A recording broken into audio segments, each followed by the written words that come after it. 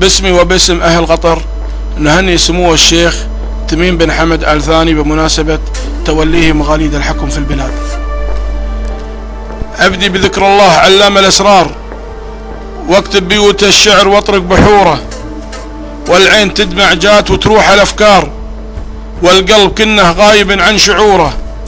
من قال أبو مشعل حمد راعي الدار، ألغى خطاب اليوم وضح سطوره، أعلن صراحة قال من غير تكرار، والنفس تلهج بالدعاء وشكوره.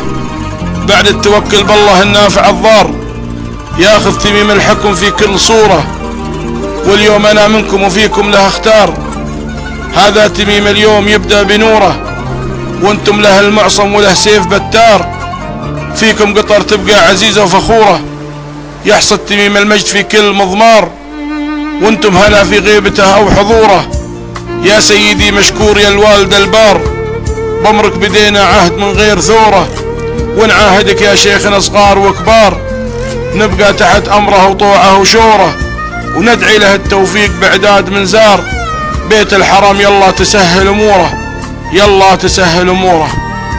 الشاعر خليفة بن عامر الكعبي.